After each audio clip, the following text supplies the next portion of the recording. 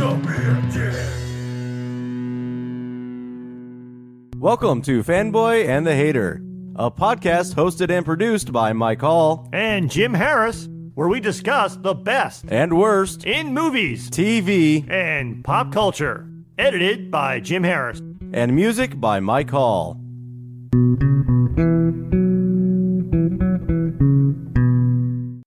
Zombies. The undead reanimated corpses that are a staple of a subgenre of horror. In this episode of A Fanboy and the Hater, we have zombies on our brains as we discuss their use in movies, TV, video games, as well as how we would fare in a zombie apocalypse. Mike, what do you think about zombies? This is actually one of those subjects I actually think about a lot. I spend way too much time thinking about what I'm going to do in the zombie apocalypse.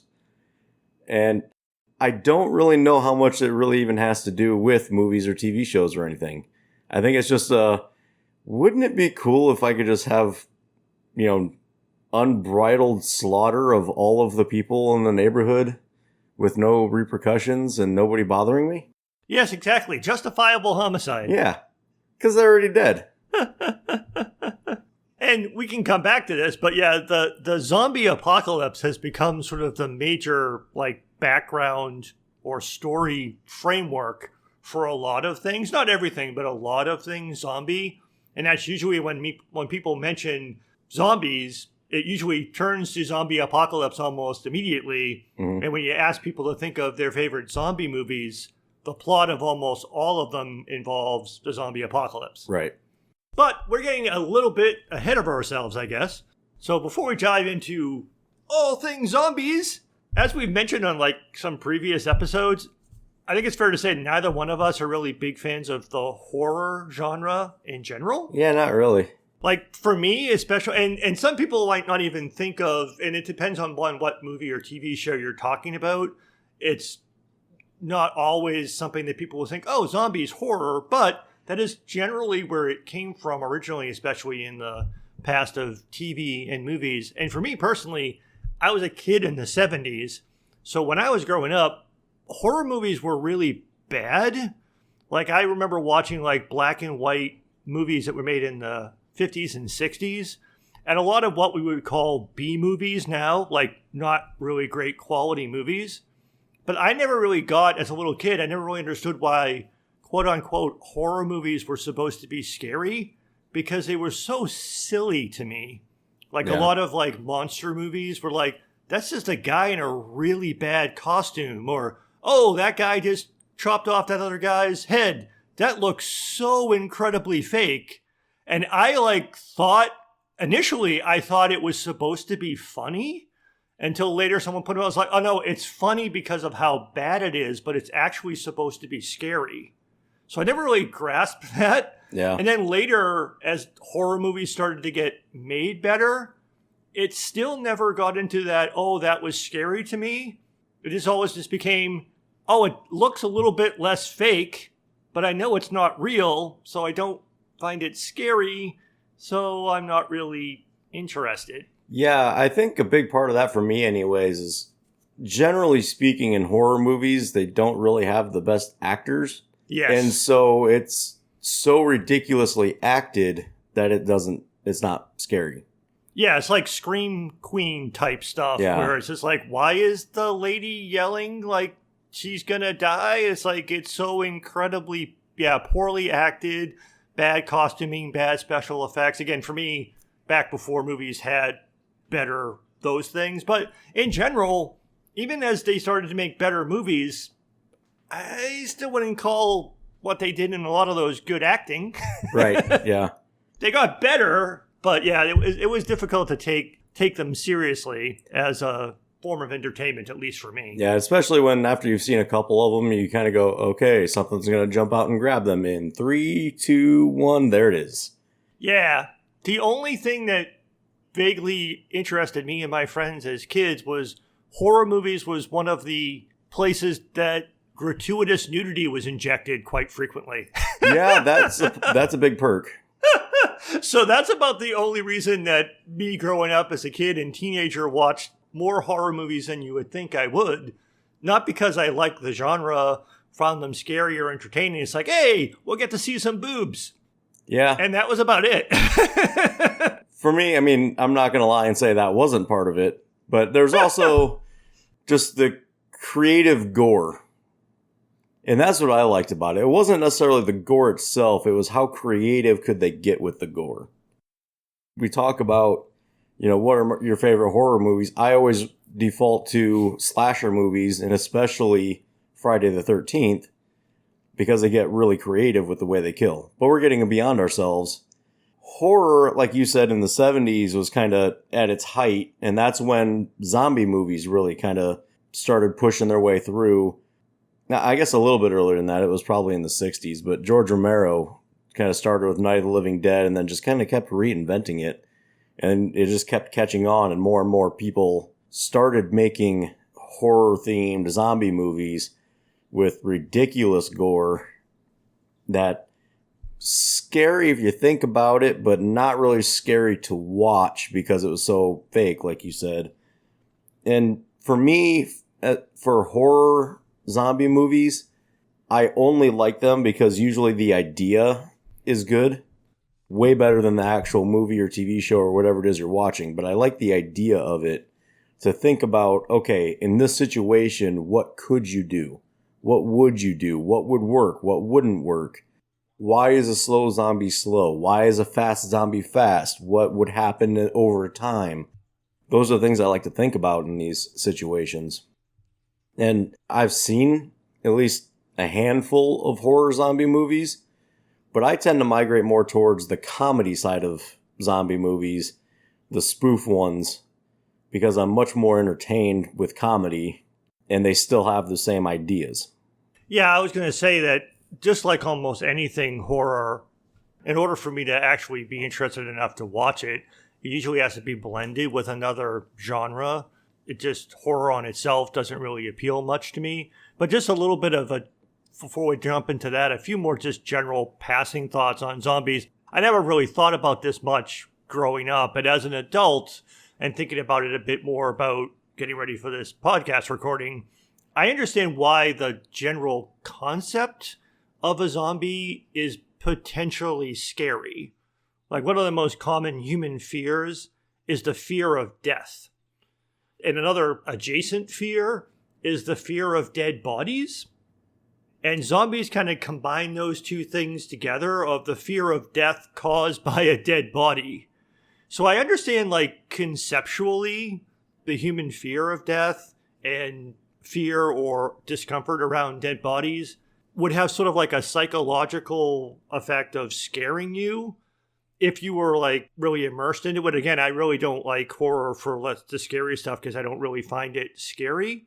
But that general concept, at least, is understandable. Yeah. For why does it work, and why is it something that people come back to a lot in TV and movies because of that concept? Yeah, I think my biggest fear for zombies would be the smell.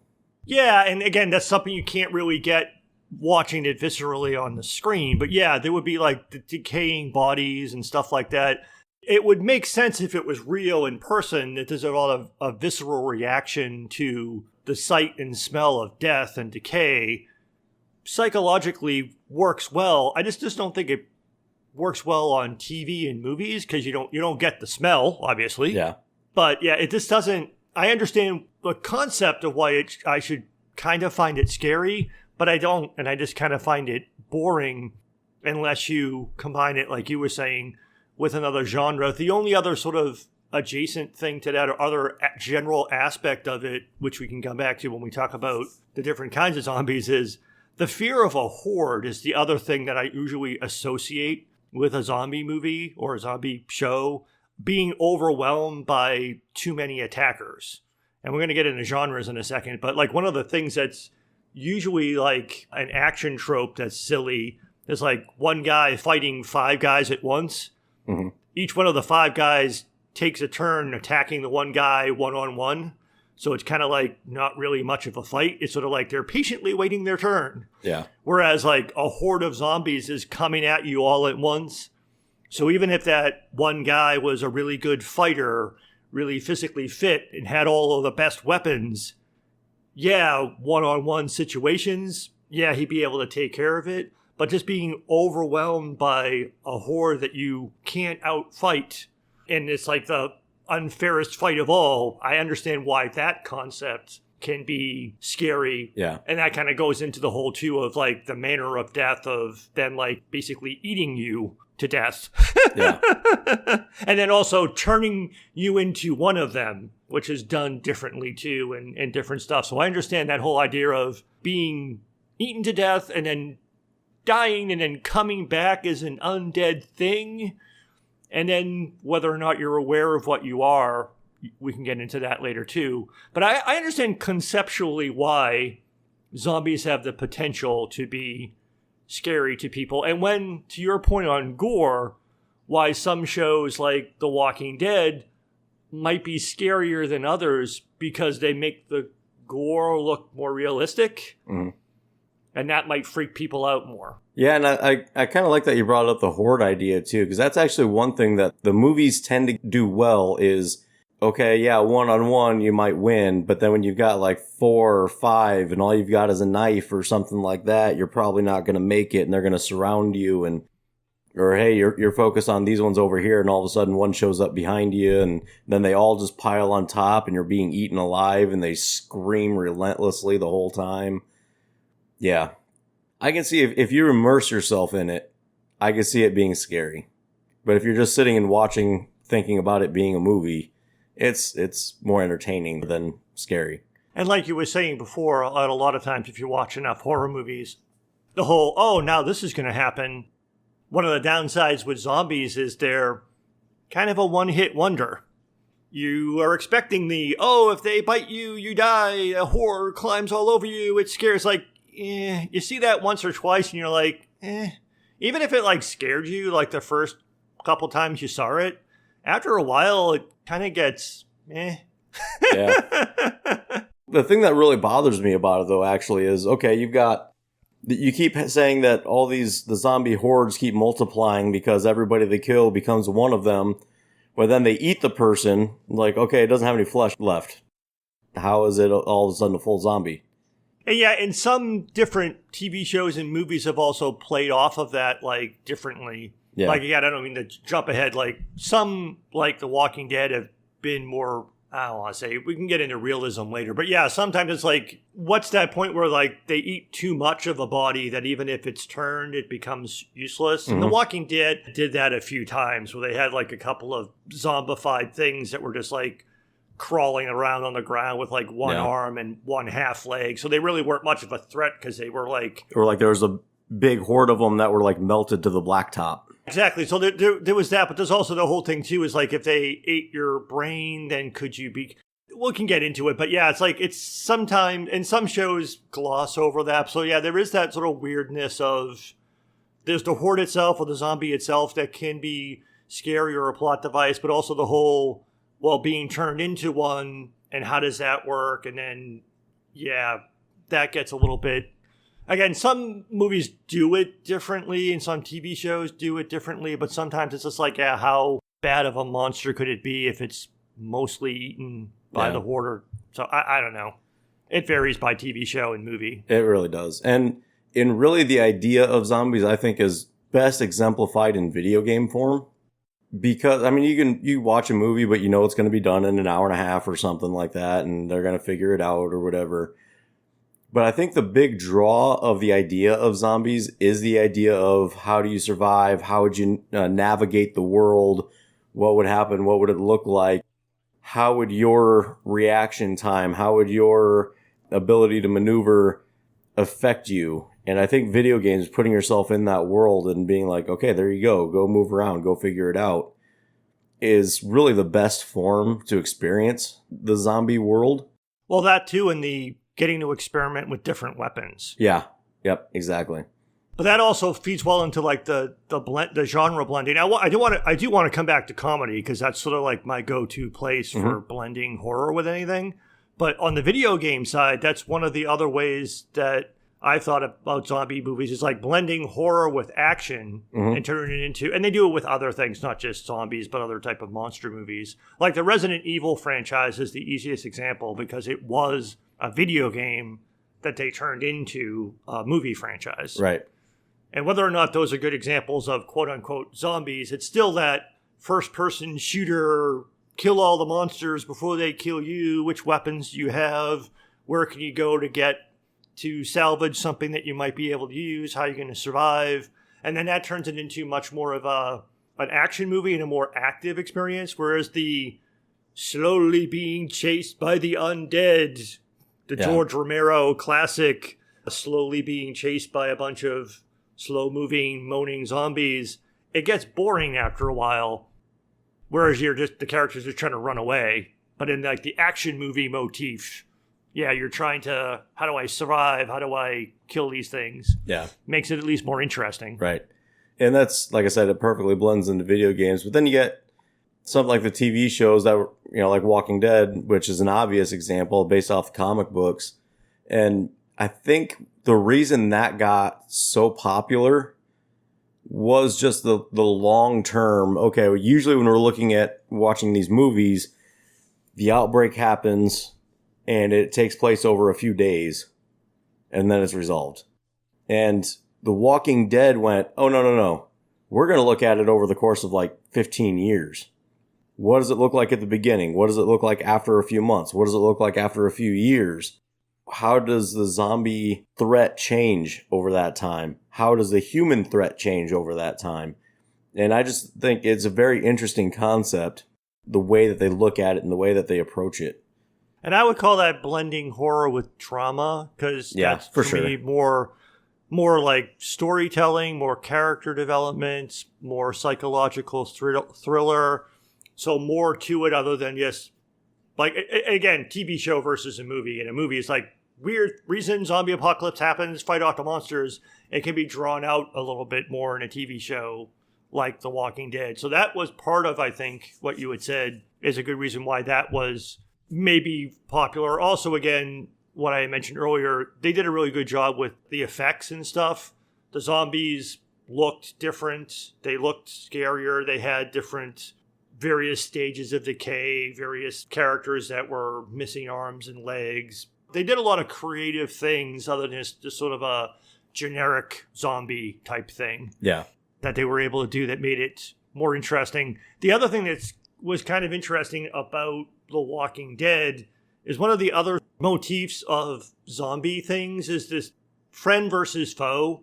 So you may have like a group of people who are trying to survive, and then there's always this thing, oh, if you get bitten or you get scratched or something like that, you can turn into a zombie. So someone who, your foe is the zombie, but then if a friend of yours gets scratched or bitten, then they can become a zombie. So do you kill them before they turn?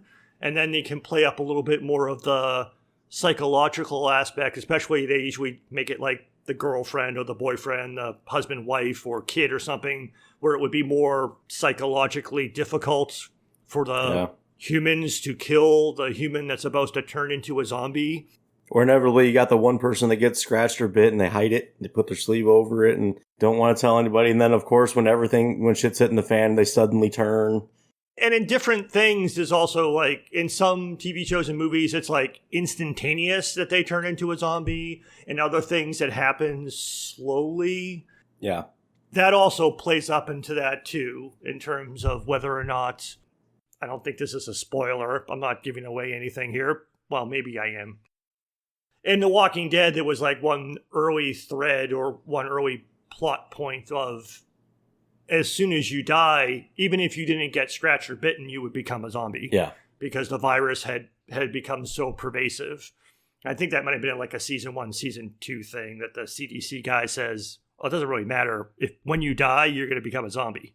I think that was a little bit later. I think it was like 4 or 5 or something, but eventually that became one of the plot points of it. So it's not just a matter of, oh, you got bitten, you die of natural causes, you turn into a zombie. So every corpse had to be basically treated as a potential enemy. They've gone around like different genre or whatever. Sometimes it's a natural virus or a man-made virus or a bacteria or a fungus or some sort of magic or whatever it is. And I think the one area where they get very creative is, okay, if this is what makes you a zombie, then how would those zombies act?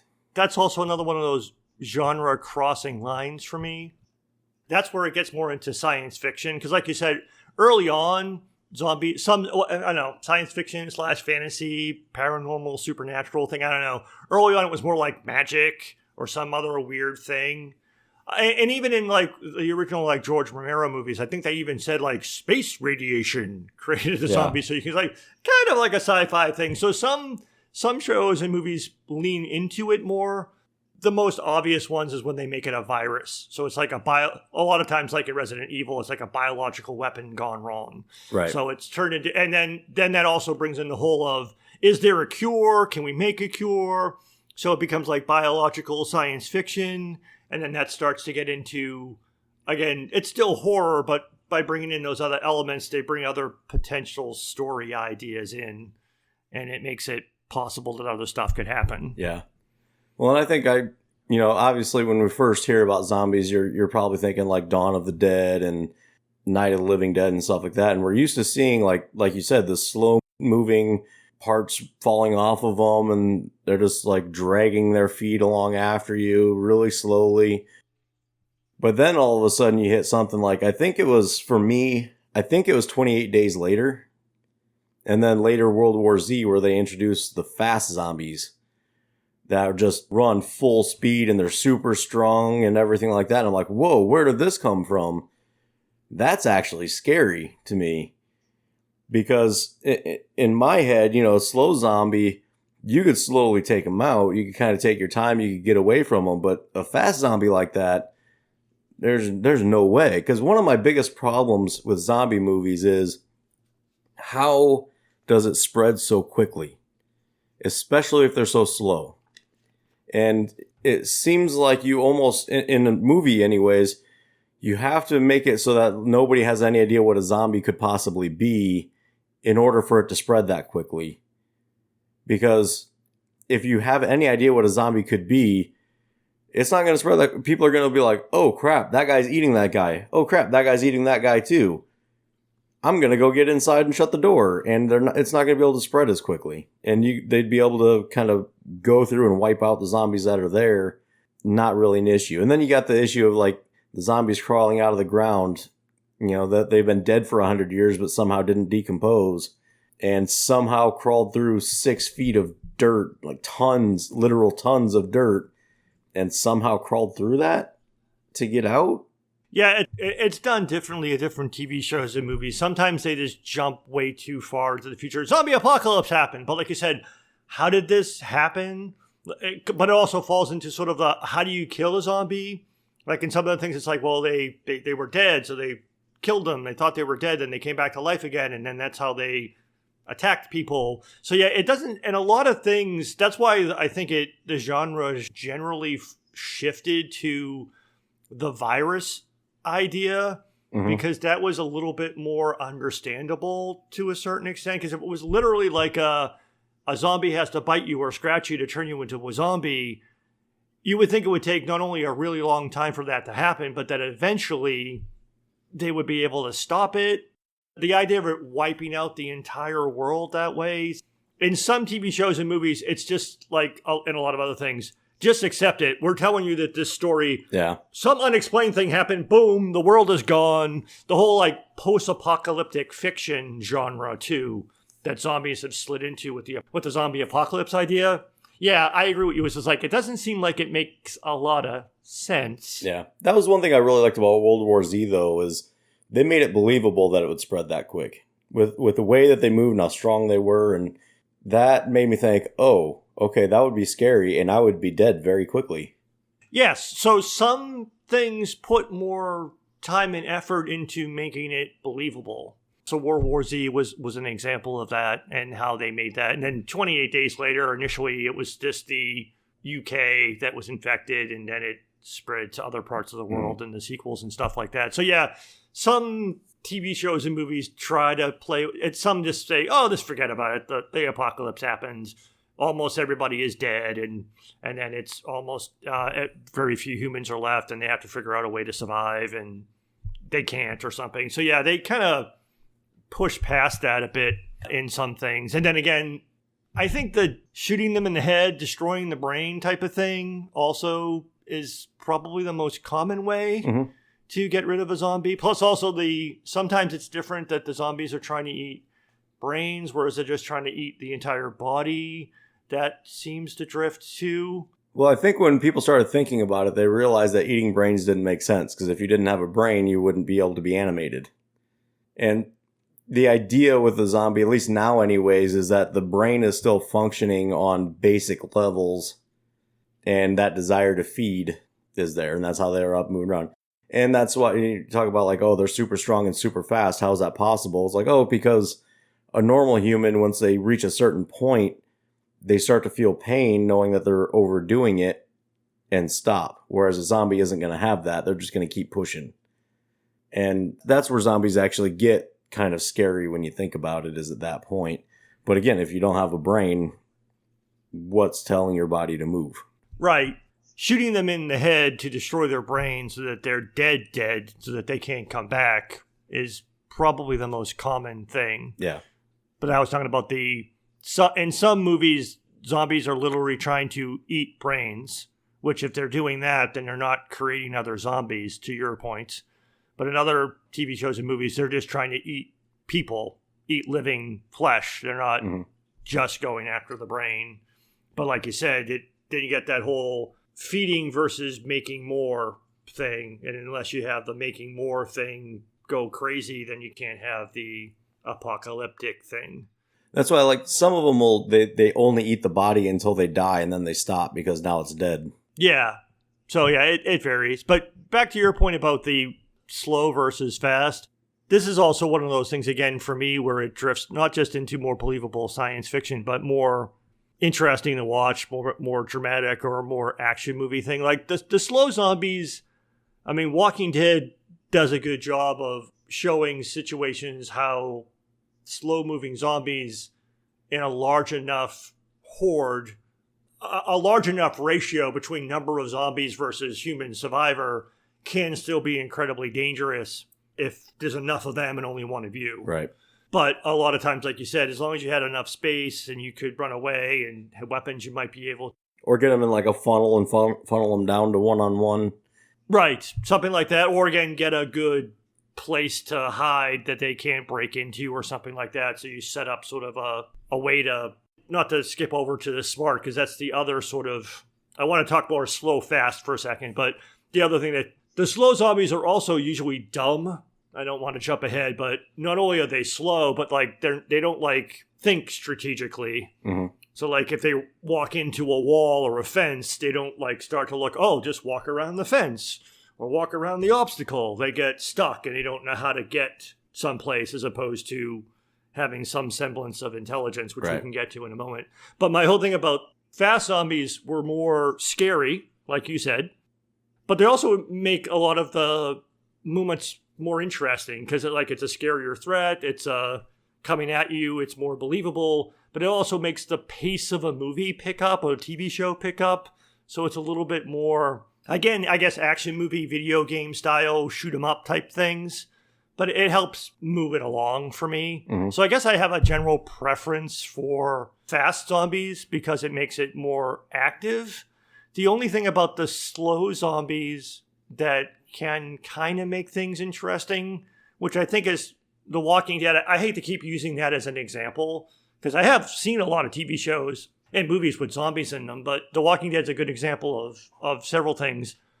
The thing that it brings to mind me is in The Walking Dead, I would argue that the bad guys are not the zombies, they're the humans. It transfers to that pretty quickly, yeah. Because that's one of the other things that happens in the post-apocalyptic anything, whether it's zombie apocalypse or otherwise. It's the few remaining surviving humans turn on each other. And they end up becoming more dangerous in a sense because they are smarter and ruthless, and they can actually set traps and do things and go from friend to foe without having to be turned into a zombie. And I think the slow zombies, allows you to play with that a little bit more, because then you could be more concerned or have to be more concerned about the humans that are around you as well.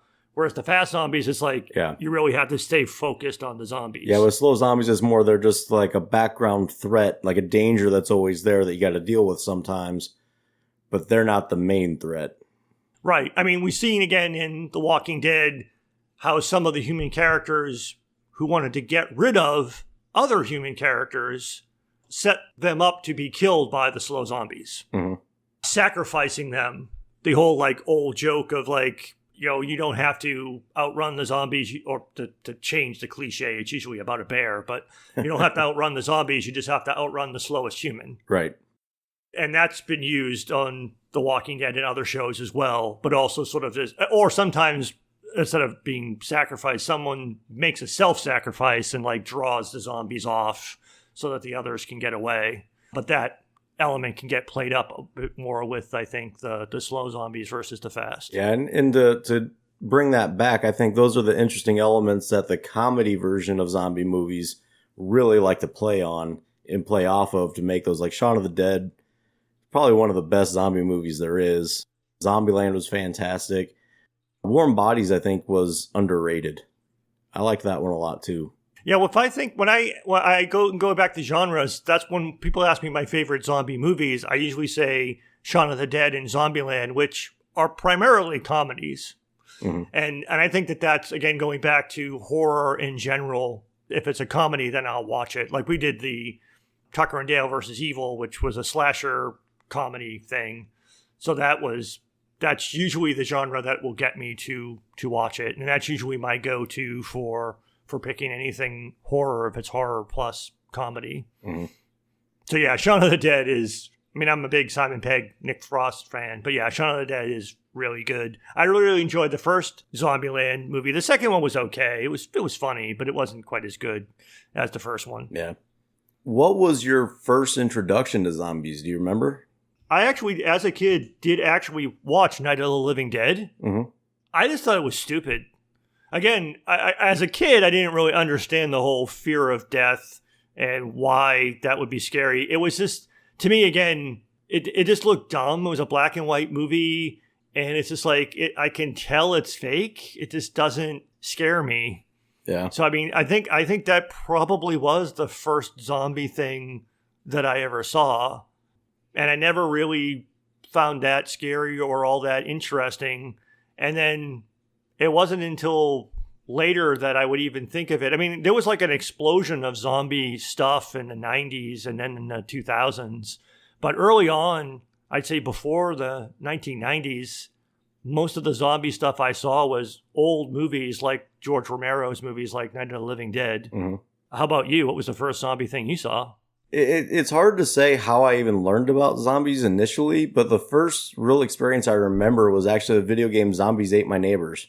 The idea behind that one was like basically the neighborhood is full of zombies and you could kill them with water, so you had a squirt gun, but you had to like refill the squirt gun before you ran out, and then you get like water balloons or something like that, and eventually you get other weapons that would work. But it was a stupid but fun game back then. And then actually, I think most of my experience actually was from video games, because then I remember Resident Evil came out, and I remember one of my favorite, we were teenagers, and my friend was playing Resident Evil, and I was sleeping at his place, and he was laying down on his stomach playing the game, and I was kind of sitting behind him. And there's a recurring thing in that game where sometimes you'll kill the zombie, and it'll be laying there, and as you walk past it, it'll come back to life and grab you. And he was really freaking. It was like 3 o'clock in the morning. And he was freaking out, like slowly going past this dead zombie. And I just like reached over and bit his leg. And he screamed so loud. It was fantastic. And then I guess later, some other game. There's that classic House of the Dead video arcade game. We played that a lot all the time in the arcade. Where you had little plastic guns and you're shooting zombies going around. Dead Island I played a bit, but not as much. Yeah, I guess I only vaguely remember those games, but like I never really differentiated. I just you're shooting monsters. I never really thought of they're zombies. Yeah. They're just things, they're monsters you're shooting, like a typical Pretty much video game thing. So I never really put much thought into it. Even when we were preparing for this, and I remember like the Resident Evil film franchise, it's like, oh yeah, I guess that's sort of zombies. I didn't really think of it though when I watched the movies or anything. But it's like I guess that counts. Yeah, well, really, the Resident Evil movies were weird because they ended up moving away from the regular zombies and going to like large mutated zombies real quickly. In which they did that in the game too, but the game was it was probably the first video game that I remember seeing that was very like visceral. Like you would see them hovering over eating a body as you snuck up behind, or as you turned a corner or something like that. And then they would look over and see you coming at you or whatever, where it was very, very evident that they were zombies. But yeah, other ones, it's like, I knew what zombies were and I knew I was fighting zombies, but it didn't matter if it was a zombie or an alien or a whatever. It doesn't really matter. I don't think I ever watched any zombie movies until I was much older. Yeah, same here. It's like there were a whole, I mean, they didn't all come out at the same time, but like when I think back through, it's like obviously like Resident Evil, which also made a lot of movies, Shaun of the Dead, Zombieland, 28 Days Later, 28 Weeks Later. I mean, there's been a fair number of them, like we mentioned, World War Z and stuff like that. I saw a lot of those movies, if not all of them, but it was just, again, I don't know. I still, if you ask me to think about zombies, I still fall back to Shaun of the Dead and Zombieland. Yeah. And I haven't seen a lot of those other movies before. And sometimes it was just a matter of, again, the genre did a pretty good job of not, I don't want to say reinventing itself, but trying to do some different things. Mm-hmm. Like the boring way of how people get turned into zombies. Like one of my favorite scenes in like 28 Days Later is the scene where a guy gets turned into a zombie because a drop of blood, he's like underneath a bridge and he looks up and a drop of blood falls down into his eye and that turns him into a zombie. Yeah. So not like he didn't get attacked, he didn't get scratched, he didn't get bitten. He just looked up at the wrong time and zombie blood fell directly into his eye and he got infected that way. So I like when there were like little like creative ways to change things like that. Yeah, something that made it a little more plausible.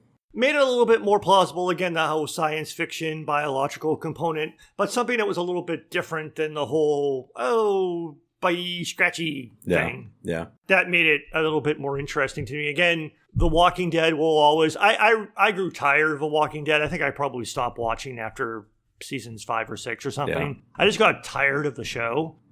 But I did appreciate the fact that the zombies looked much better. Yeah. Again, they didn't look like crappy B-movie characters.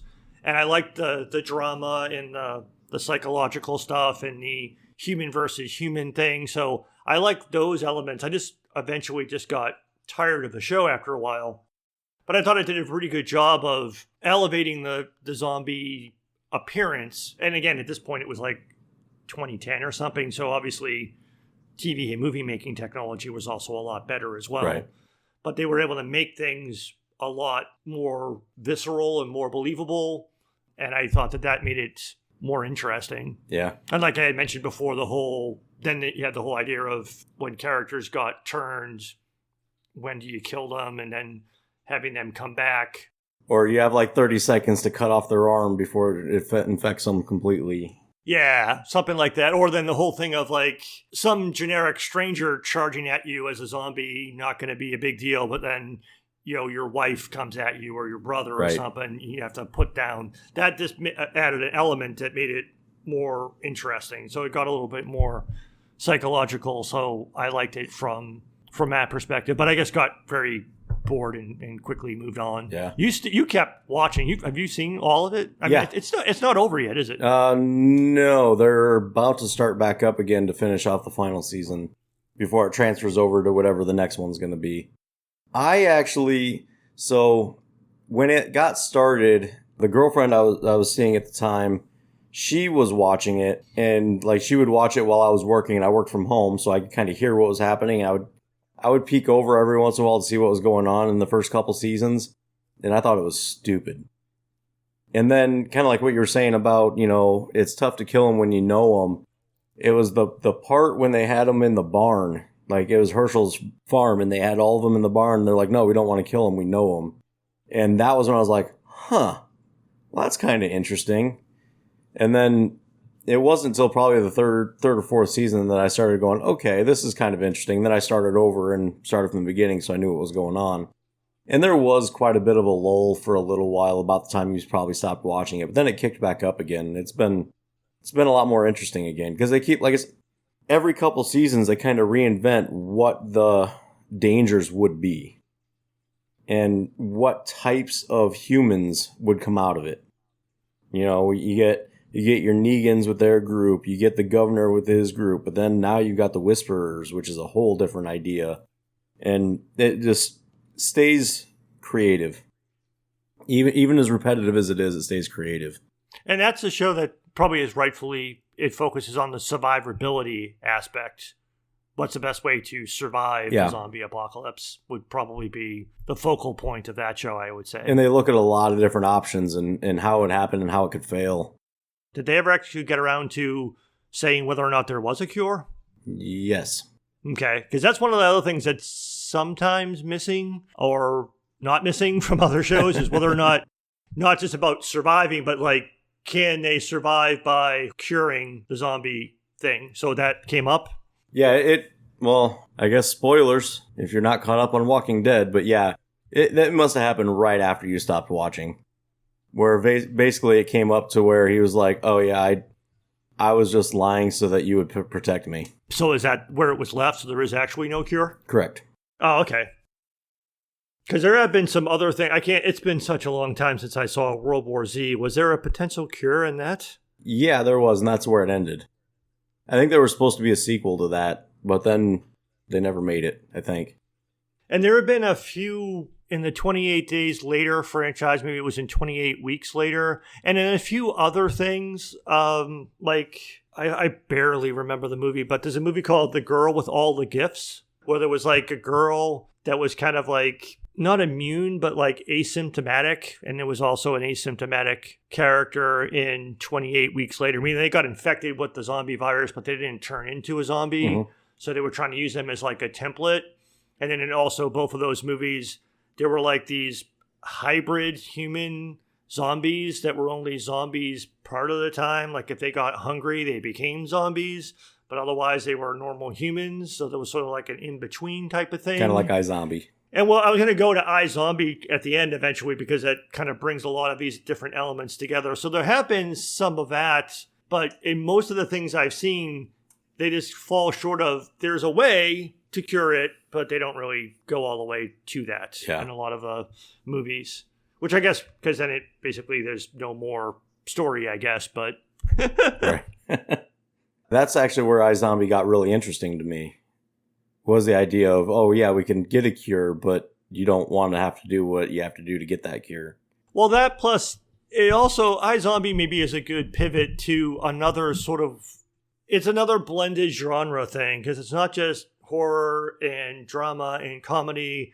It also is a criminal procedural show, and it's sort of the brain of the week, murder of the week being solved type of thing, which I would argue is where iZombie was good.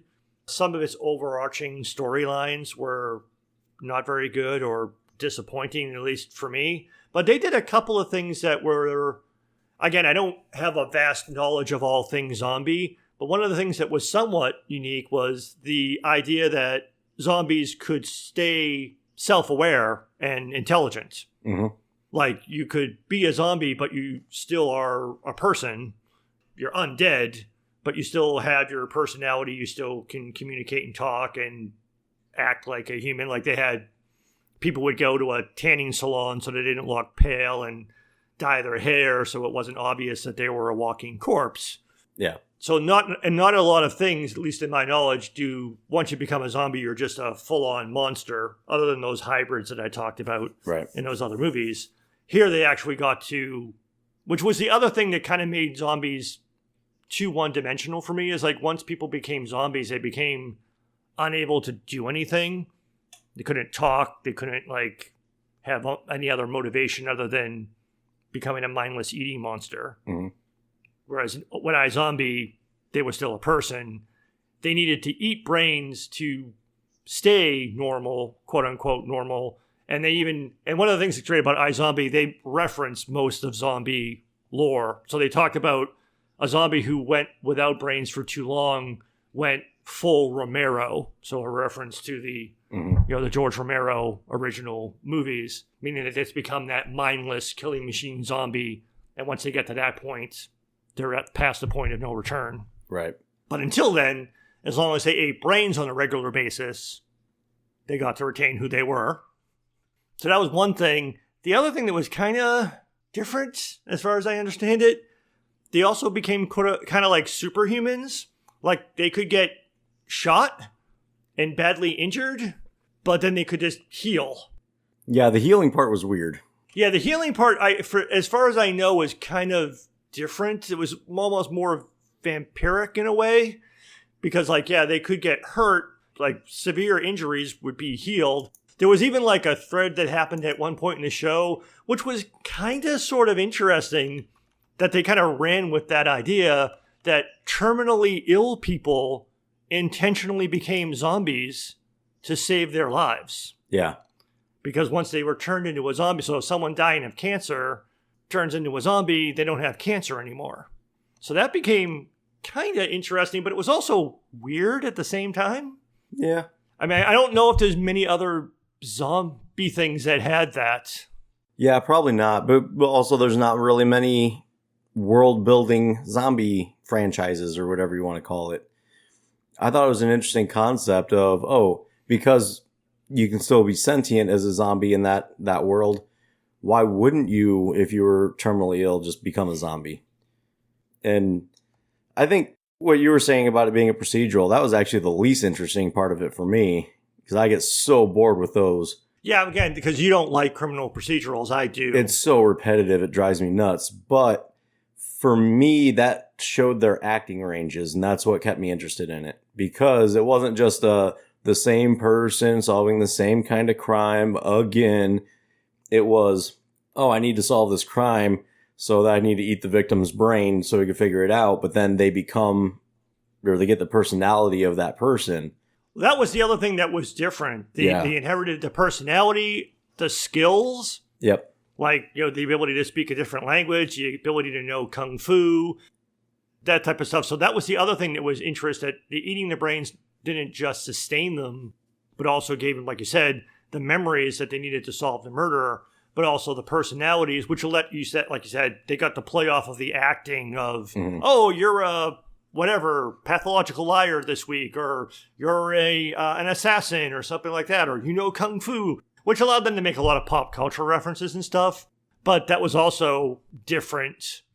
And then also that sort of like ongoing storyline of like, which again was interesting. Like, one of the bad guys starts turning people into zombies so that he could basically get them to pay him money so that he would provide them with brains so that they wouldn't have to kill people to eat. So he created a business for himself, but then he also created like a luxury menu where like people want, it's like, I want to eat the brain of an astronaut so I can experience the memories of what it was like to go in space, or having people who had good memories that you wanted to have by eating their brain. So again, they ran with it in very different directions than your typical zombie-esque horror type thing, which was both interesting but also weird in a way that not all of the ideas were fully developed and really went in interesting places story-wise. But it was different. Yeah. Did you ever watch Warm Bodies? I don't think I saw it. So the idea of that one was that the zombies are actually sentient, but they can't verbalize or anything. So like they could think, but they just couldn't really stop themselves from really doing what they were doing or anything like that. And they couldn't vocalize what they were thinking. And then basically this one zombie sees this girl that's alive and like basically falls in love with her and starts like protecting her from the other zombies and stuff like that. And then eventually like working with her and stuff, he slowly starts to learn how to talk again. And then he starts kind of teaching other zombies how to talk again. But then there's like super zombies, like kind of like other ones where if like in iZombie, if you haven't eaten for a while, all of a sudden you just kind of turn that corner of being absolutely insane, kill everybody and everything and super fast. But before you get to that point, you were kind of sentient. And I thought it was a very interesting concept, but it was also a comedy. So it kept your interest as well because it wasn't as action-y. Yeah, I'm about to say, that sounds vaguely familiar. I don't remember if I saw it or not. That was the other sort of angle, that one last point I wanted to say about iZombie was they played up with the idea of the smart zombie thing, that once you went full Romero, I don't know if you weren't sentient anymore, but you weren't able to do regular thinking. So like they had one scene where they like had like a full-on Romero zombie chained to a wall and like a brain just out of reach, but they like put like something that they could have picked up, like a tool that they could have used to grab the brain and get the brain, but the zombie wouldn't do that. And they were like, look, the thing's too stupid. It can't figure out what to do. So there was a point where you got to the point where they were not smart anymore. Yeah. Whereas if they were smart, not only in that show, was because they were intelligent and they were people, but a smart zombie that was still a zombie probably would be the scariest zombie, I would think. Because even if they're not fast, the whole slow fasting, like even if they're just like normal human speed, being able to like outthink you or stuff, like you barricade the front door, so they go around to the back of the house and try to get in the back. Oh, you barricade that door. They climb up to the second level and go in through the window. Or so maybe the fact that they would be more scary if they were actually able to think. I don't know if there have been any examples of that. Again, it's been a while since I watched some of the movies and TV shows we're talking about. Have there been smart zombies? Yeah, kind of. I know. I just watched actually this morning. It was Day of the Dead Bloodline. And it was kind of, I don't know if it was supposed to be like a sequel or a remake or a reimagining or whatever of Day of the Dead. But that one, there was like one person that had some sort of weird thing with his blood with antibodies. So where his brain and heart and a couple other organs were still alive, but the rest of him was dead. And so he was able to actually think and like hide in a closet or crawl through a vent or whatever in order to like get what he was going after. And that really got me thinking about it. It was like, okay, so slow zombies, scary but defeatable.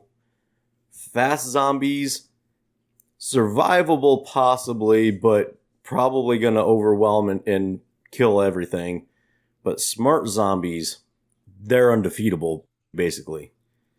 Because they could infect quickly and intelligently and plan and set traps and, like you were saying, find ways into the buildings. They don't get tired. They don't need to sleep, whatever. They don't need water. That's the scariest one for me. Use tools and weapons themselves. Exactly. Yeah. Put a helmet on. Yeah, exactly. Yeah. Which is, again, not to keep coming back to iZombie, but I mean, iZombie did have the benefit of they referenced, not all, but a whole bunch of other zombies, which was also one of the things that was interesting about iZombie. Zombies, they referenced all of the other movies. It's like, oh, you mean like, Night of the Living Dead or Zombieland or something. So people in that universe thought zombies were not real. They were just like on TV and in movies. Mm-hmm. And there was a TV show inside the TV show called Zombie High. So the whole idea of, it was like this or like that, so they could borrow from a lot of other genres and come up with sort of ways of, well, what if it was like that movie, but the zombies knew how to do this? Kind of made it interesting. Mm-hmm. And on that sort of smart zombie thing, again, the character Blaine in the show, who basically was like, he turned, rich people into zombies so he could blackmail them so that they would pay him a lot of money. Or if they needed to influence a politician, they scratch a politician and turn him into a zombie. It's like, well, you have to do what I want because otherwise you're going to starve to death not having any brains. So that was the more strategic smart zombie that would be more interesting or potentially more scary. Yeah. Yeah, if you're telling a long-form story, that definitely puts another wrench in the works, that something else to think about. Plus the whole idea, too, again, of they had the cure that wasn't necessarily a good thing, because like there was a part of the cure which was a temporary cure, but eventually killed you.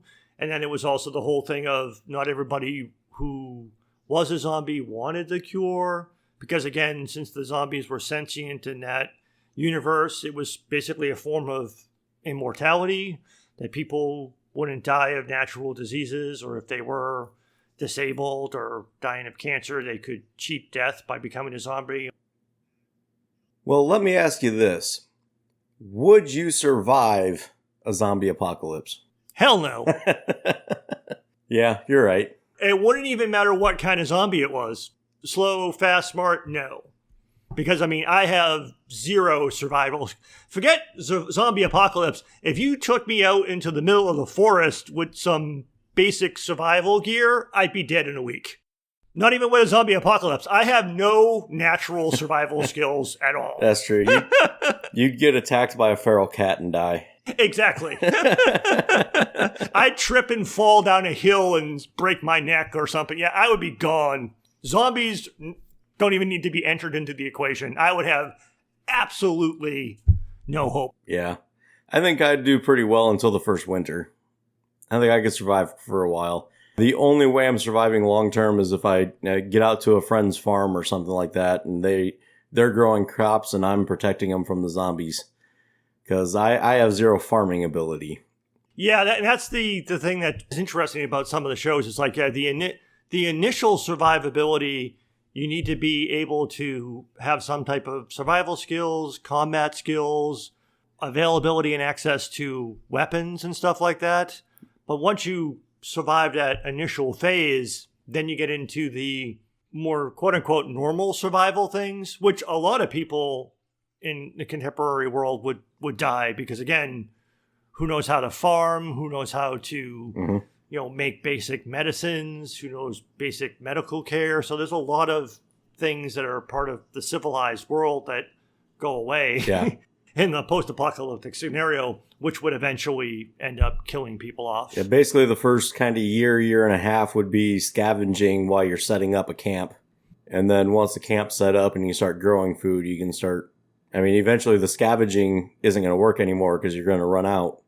So you got to be able to set up to basically self-sustain. And I couldn't do that. Like I said, first winter, once I run out of being able to scavenge, I'd be gone. Yeah, I think the best strategy would probably be to invade and occupy a Walmart.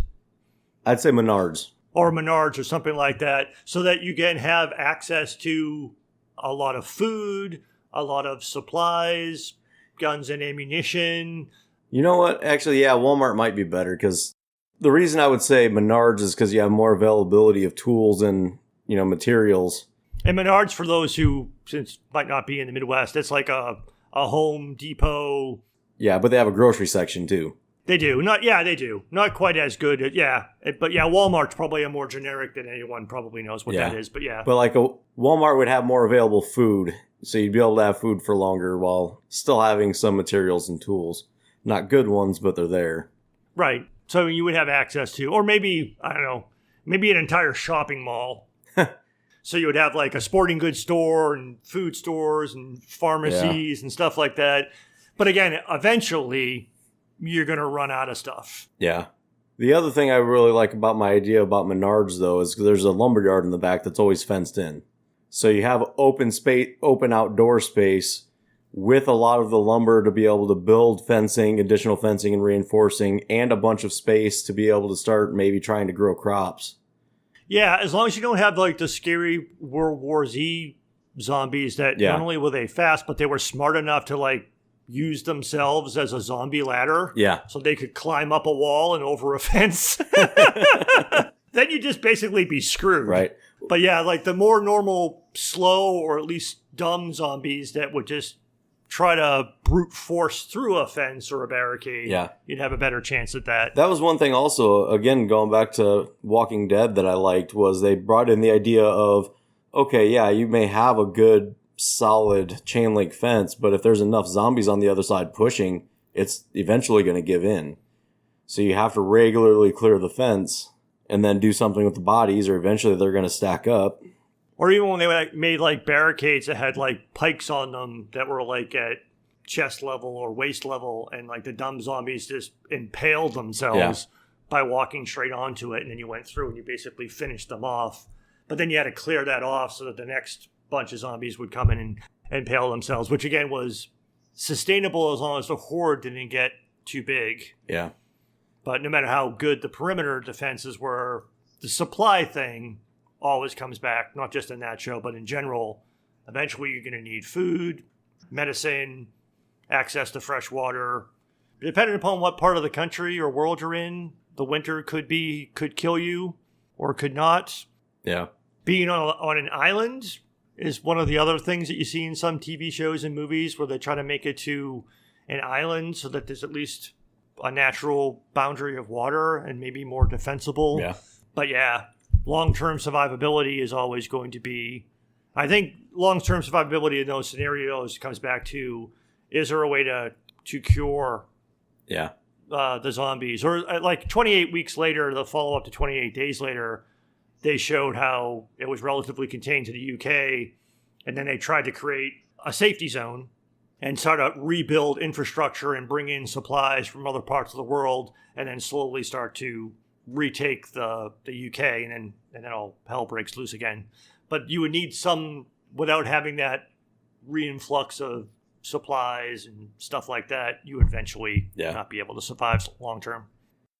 My plan was, from here, because we're in the city, was get over to Menards, barricade in there, use the materials and supplies there to kind of reinforce a vehicle, probably a cube truck or something if there's one there. Load up with the fencing type supplies and seeds, because that's another thing that's at Menards is seeds. Ah, good point. And load up all of those materials, everything I can into that. And then once I'm good to go on that, give it time for, eventually it'll slow down a little bit. And then take that barricaded vehicle, run that up to a buddy's farm, and then just start kind of take that fencing, fence it in, and then kind of slowly migrate that out to make a little more room to be able to farm more from there. Would you take in wayward survivors? Like, would you take in outsiders? Like humans, not zombies? Yeah. You would? Yeah. Why not? The more people, it's more mouths to feed, but it's also more hands to help. Well, I was going to say, that's sort of like the double-edged sword of the survivability there. It's like, yeah, more people to help you build things and defend the perimeter and counterattack against the zombies, but more people that will consume the food and the water and the medicine supplies. Yeah. And then eventually it comes down to, like we see on The Walking Dead, of humans fighting other humans over limited supplies. Or humans attacking, some humans set up a good compound, and instead of trying to ask for help, attack and take it over and kill the people and take their stuff. Which I think is very realistic. That's one of the... I got tired of the show, but I did like the realism of... Again, it's not just... The zombies are not the only enemy. Eventually, human nature becomes just as much of the fear or the threat that eventually humans will turn on each other. Well, I think a big part of that goes into, let people in, but you got to protect yourself too. So multiple buildings, locks on the doors. Okay, you're staying over there. I'm staying over here. Probably even have to have outside locks on a lot of them. So where, what if somebody dies in their sleep? Do they come back a zombie and then kill everybody because they're in? And that was one thing. So again, going back to Walking Dead, at one point they were in a prison. And so everybody just stayed in a cell. So if they turned, they were confined to a cell. I found that interesting. Yeah, and that was also a good example of a fortified building that was difficult to get in and out of. With a lot of open space that they were able to turn into farmland, and they had pigs and stuff that they had there. And yeah, that's actually another really good plan. But also going back to who do you let in, who might you want to keep? I mean, then it comes back to the, again, classic, more like post-apocalyptic survival type things of some people like a nurse and a doctor would be more valuable than a computer nerd like me. What the hell am I going to do? Yeah, you're going to die. I'm going to die. But I mean, like, if I was just wandering around, rescuing me is not as much of a priority as rescuing bigger guys younger, bigger guys that are strong. Oh, those could be soldiers for us or defenders for us. Oh, Workers. a doctor or nurse, workers. Oh, farmers. You know how to grow stuff. Hey, we need you. Yeah. So there would have to be like a priority list of what skills do you have, what supplies do you have, and what are you bringing to the table beyond just the, hey, you're another human and we should save you because you're another human. You know, you keep bringing up doctors and nurses and like the medical thing part of it. And I understand that. But at the same time, the medicines that we have are only going to last for so long. So really the medical staff is only really going to be good for maybe a few years. And then after that, they're just another mouth if they don't do anything else. True. Well, then you have the other like dark, somewhat dark element of, I think it was in the 28 movies. I don't know if it was 28. I think it was 28 weeks later. Maybe, I don't know, it was 28 days later or 28 weeks later. And one of those movies, they rescued a group that included women because they wanted to make sexual slaves out of the women because they needed to make babies because they needed to repopulate the human population. Yeah. So it got dark in that thing. It's like, we need women too because we need to make more people. So that also, I guess, maybe factors into the equation too. Is like, you're just trying to live yourself for a couple of years? Or are you trying to actually... I think you got to set up stability before you start going that route. Well, yeah, because again, babies are going to be relatively useless until they're at least 10. Nah, I'd say more like 5 or 6, but... 5 or 6, yeah. So, I mean, so they're going to be where they're basically a mouth to feed and also makes it difficult to... But also take hands away from helping because you got to care for the kids and watch them and stuff. Mm-hmm. Yeah.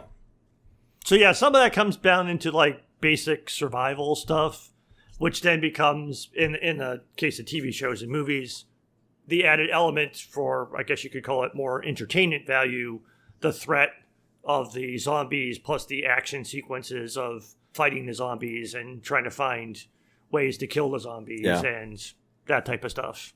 Yeah. Yeah, when getting into it and all this stuff, and we keep going back to Walking Dead, and I think the reason is because Walking Dead just seems to be the most realistic. I would agree. Of, like, what skills would you need? How would you be able to rebuild? What would be the threats? I think they go overboard with the people being the threats and having the rival groups. Because I really think if you've gotten to a point where you've survived something like that, you're going to realize working together is the best policy. Maybe a Negan group that's going around and like just taking people's stuff for protection. I could kind of see that group. But otherwise, it's kind of, oh, you have stuff and I want your stuff, but you're continually making stuff, whereas I will run out if I just take it and kill you. So why don't I join you and help you, and then we both win? Which is also why I didn't see the prequel series, and I don't know the comic book, but going back to one of the things you had said earlier, the one thing that they sort of jump over is the apocalypse happened, and in a relatively short time, the entire planet's overrun. Yeah. You would think that in the early days of the zombie apocalypse, they would have at least been able to establish some stable settlements that were well protected and stuff like that, and it wouldn't be just a complete wide open wasteland. Right. But you haven't seen the entire world, I guess, is the cheat, you could say, with The Walking Dead. But that's where, to me, Resident Evil got interesting. Those movies, showing how it initially was contained and then how it could slowly spread and then eventually take over the world. So I guess for me, actually, Resident Evil was probably actually the first zombie movie I watched, and really don't, because I just had no interest in zombie movies, but I really liked Milla Jovovich. So I watched that, and I mean, it was based off video games, so I'm like, okay, that might be cool. I mean, it wasn't actually until Shaun of the Dead that I actually started wondering or thinking about zombies at all, and started watching some of the other movies. But I like how now the newer movies are more looking at how could it spread, how is it not easily contained, how could like one person that's infected accidentally get through or something like that. That makes it a little more believable and realistic to me. And like you said, now the effects are a little bit more realistic. And I think that's kind of feeds into, you mentioned earlier about the fear, fear of the dead, fear of being dead, fear of dead bodies, et cetera, et cetera. Now it's really kind of tapping into that because we can see it and it's a little more realistic, and it's getting us to think, okay, what would I do? What could I do? Could I do anything? Do you ever lie awake at night way too late thinking about what you're going to do? In a zombie apocalypse? Yeah. No. Well, that explains why you don't have a plan. Well, because I assume I'll just die. It's like, again, I have no survival plan for any survival scenarios. It's like I'm doomed no matter what the scenario is. Oh, come on. No, yeah. Yeah. Unless somebody saves you. I mean, again, in my scenario, if I were to like pick you up on the way to the farm, you would be able to help. Oh, yeah. And I guess that's what also would play into and sometimes this happens in some of the TV shows and movies, the people who are able to survive are also people who are able to adapt to a new reality. Like me, I would be like, okay, don't give me a gun because I'm just as likely to shoot myself or you accidentally, but I can do grunt work labor. Yeah. I can. It's like, so I would be like, I'm not going to try to tell you that I know the best way to survive. Tell me what to do, how I can help, and I'll go do it. Right. Whereas the people who are like, no, I'm used to being in charge and I know what to do, those people get killed immediately. Yeah, I think with you, I'd be like, okay, here's a shovel. You start digging the ditch, and I'll be the lookout. Exactly. It's like I can do grunt work like that. But yeah, I would be useless of giving me a gun. It's like, oh, shoot the zombies. It's like, yeah, that would be a waste of ammunition. What would be your weapon of choice? Assuming you were good with weapons. I'm not. I mean, a gun is probably about the only thing you could give me. Like, you give me a machete or an axe or something like that. It's like, maybe I take out one zombie before I get killed. That's it. Yeah. So, I mean, but if you put me up on like a watchtower with a rifle, and I wouldn't hit a lot because I'm not very good with guns, but I could take out a couple. I'd have a better chance at being helpful with a gun, but any type of like hand-to-hand combat situation. I also can't run. So, I mean, again, me like on the ground with a melee weapon, I'm dead immediately. Again, maybe if I get incredibly lucky, I take one with me. Or again, in a sort of self-sacrifice scenario, if you can give me a grenade or a vest of dynamite or something and have me use me as bait to lure the zombies in, and then I blow myself up and take a bunch of them out. That's about the only other thing I could do. Yeah, I would say you with a gun would actually be more of a hindrance because you're going to attract more than you're going to kill. Exactly. That's what I mean. It's just like, yeah, I'll probably take out more zombies with a gun than I would with another weapon. But yeah, I would miss more than I would hit. And other than using me as distraction or a bait, it's like, well, if they're over there trying to climb up that tower, trying to get to Jim, who's only killing like 1 or 2 zombies out of every 10 because he can't shoot. So a gun would be about the only, but even then it's limited, going back to what you were saying before. It's like, eventually I would run out of ammunition. Yeah. But the only weapon that would even make remote sense for me would be a gun. What about you? Yeah, I think guns would be good at first, especially with skulls the way they are.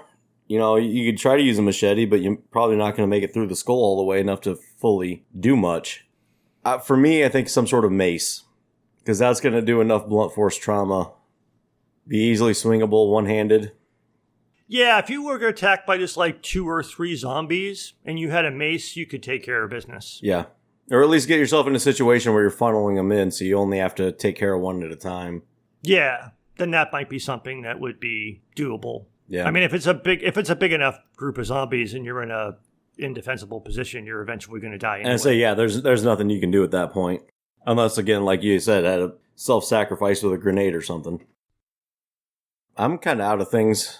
You got anything else? No, I mean, that's about it. I mean, like you said, the realism and fear, probably whether it's the improvement in cinematography and TV and film technology to make in this case, the zombie monsters more believable, some more dedication to the writing. Like, again, like a lot of monster movies used to be B-level, B movies, so it was not good actors, not good writing. Now we're seeing across a lot of genres, better writing, more stories, more thoughts, and people trying to do different things. So they've become more realistic movies and maybe a more fearsome creature, but still not my go-to genre, not even probably my go-to subgenre of horror, but zombies. Yep, zombies. I would be very interested to hear other people's zombie apocalypse plan.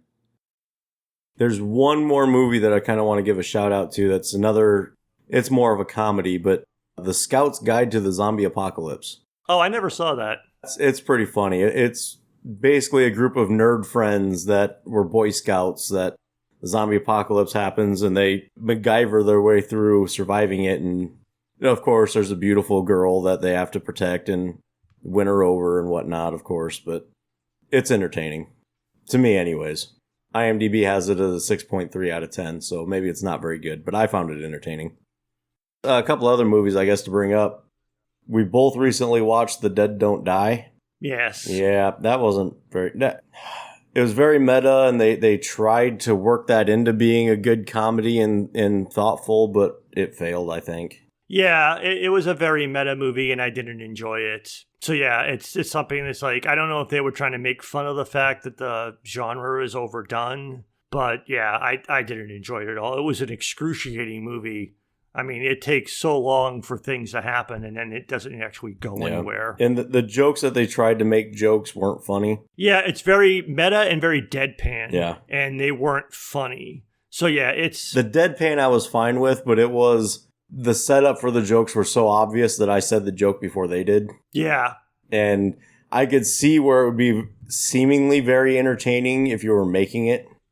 But then, I don't know, I guess by the time you found out that it wasn't good, they're like, well, now we've already made it, so we might as well put it out. But yeah, I don't know, man. That one wasn't great. I guess a couple questions that we talked about, like I Am Legend, you said was originally supposed to be zombies, but really they were more like vampires in the movie. Yeah, I think and I could be wrong about that. I think the book that's what, but I mean, the book itself, I think it goes back to, I think the 1950s. I think the book was even part of the motivation for Night of the Living Dead. So I think it was even part of George Romero's motivation to make that movie. Although in that movie, in fairness, the term zombie is never used. Okay. In the Night of the Living Dead. So I don't even know if the term zombie was probably even used in I Am Legend. So it was probably just, it was later that that term became used to describe them as the reanimated corpses. Yeah, I just Googled it, and it says the original book is a 1950s era book when zombies as we know it didn't even exist yet. So in the book, they're basically vampires. So yeah, and that's probably closer to what the characters will like in the movie adaptations that they did for that. And then Evil Dead. Are they vampires? Are they just ghouls or what's... Yeah, I guess they're... Yeah, it's more of a possession type thing. That, and I mean, they are... Or demons. Reanimated... Yeah, they're reanimated skeleton corpses. Well, that's just in Army of Darkness. Yeah, that's true. And that one I could kind of see those maybe but it's more of a demonic possession magic type thing. Yeah, there's like the subcategory of like supernatural, not the show, supernatural, paranormal, magic type thing. Whereas the more recent movies of the last 10, 20 years or so have gone more in the science fiction side of things, sci-fi, fantasy side of things, and more towards like the biological pathogen side of things than that original thing. So yeah, there are some things that technically are more generic. Even things like, Winona Earp? Oh, they're revenants. Yeah. So they're not technically zombies, but they're the dead brought back to life. Yeah, but they're more like demon-possessed dead. Yeah. Yeah. So again, there are things that fit into that aren't technically zombies as we know them. Do you know anything about The Last of Us? No. Okay, that's a video game where basically it's zombies have taken over. There's compounds in different areas where they're trying to figure out a cure and whatnot. And there's a little girl that seems to be immune. She doesn't turn. And so the game is you're trying to take her from one area to another area through all of the wasteland in order to get her to somewhere where they can try to develop a cure based off her blood. They are working on making that an HBO series. Okay, yeah, that was a not fully developed thread that's been in some of the movies we mentioned earlier. Yeah, I was going to mention it earlier when you were talking about that, but... Yeah, somewhere, the idea of that there's a way to make a cure, or there are some people who are immune and something like that. And again, other than iZombie, again, is just the easiest one to keep falling back on. The whole idea, because it was just an interesting concept. The fact of someone being turned into a zombie and then being brought back to being human or staying cognizant of what they are and that type of stuff is usually not, especially if it's a movie, it's usually much more straightforward because it's a movie and it's not a lot of time. And it's just, the zombies are just these, undead monsters type of things. Yeah. So, and again, the other generic, because it's generically everything. Have you ever seen Cabin in the Woods? I don't remember. I liked it. It's okay. I've been told by people who really love the horror genre that it's an amazing movie because it's a movie that basically pays homage to pretty much every genre of horror movies. So there are zombies very, very briefly in that because there's basically a little bit of everything in that movie. So there's a lot of things that you wouldn't like. There's like a whole bunch of stuff in that movie that went right over my head. They're making reference to something that I don't understand, but it was still enjoyable not having seen it. Gotcha. Not knowing what they were referencing did not take anything away from the movie, but other people have told me that if you watch a lot of horror movies, you would love Cabin in the Woods because of the references that they make to so many movies and so many genres in that movie. Yeah. But for me, it was just an entertaining movie. Fair enough. Well, in conclusion for me, I guess for movies-wise, I like the comedy-style zombie movies. I'm okay with the movie styles, but they're more of a idea-based. Like, I'm more interested in the ideas than I am the actual movies. I like the TV shows that are world-building and they get to expand on what the world would be like. And I think it's most interesting in video game form when you're actually put in the place of surviving. I would agree. Like, just like anything in the horror genre, if you want me to watch it, if it's a movie, I would prefer it to be a comedy because that's my general go-to mix with horror. And if it's something beyond that, like you said, that has world building or some premise, I would rather have it be explored in a television series. But it would still have to be, just like anything else, something that is at least trying to do something either unique or at least something that is worthy of being done with a television series, that there are characters and stories to tell and building out the world. And it doesn't fall into, which is difficult with TV shows, they fall into repetitive cycles very easily as well. But yeah, if you were going to ask me to watch a zombie thing, I would be much more inclined to watch a zombie movie and get it over and done with. I do like comedy would be my first go-to. My second would be what I would call the action sci-fi thing, which would be kind of like the video game type format, because then it's just basically a action movie with monsters. All right. So I would watch one of those too. But again, generally speaking, horror is never a go-to genre for me at all. But it has to be blended, either comedy or action, for me to have any interest. Zombie or otherwise, but especially zombie stuff. All right, well, thank you, Jim, and please let us know what your zombie apocalypse plan is so we can alter ours or just know where to go to get supplies. And since I'm the one who will definitely die, can I stay in your bunker if you have a really good idea? Theirs, not mine. Yeah, that's what I mean, not yours, Mike. I mean, listeners, if you have a bunker that I could stay in and you could save me, I would appreciate that. Yeah, save Jim. I'll even volunteer to be a test subject to test out the cure. So if you needed like a human guinea pig to test out the zombie cure on, I would be good in that capacity too. I volunteer Jim to be your concubine too. That would not be good for the future of the human race. Well, I think we've talked this topic to death. Oh, yeah, we're not bringing this one back to life. Thank you for listening to Fanboy and the Hater. We really appreciate it and would love to hear your feedback. Give us a rating, write a review. Reach out to us on Twitter at fanboyandhater. Email us at thefanboyandthehater@gmail.com. You can find all of our episodes on our website, fanboyandhater.podbean.com. That's PODBEAN. Where you can download the free Podbean mobile app for Android and iOS. You can also find us on all major podcast platforms, including Apple Podcasts, Google Podcasts, Stitcher, Spotify, iHeartRadio, and many more. Once again, thanks for listening to The Fanboy and the Hater.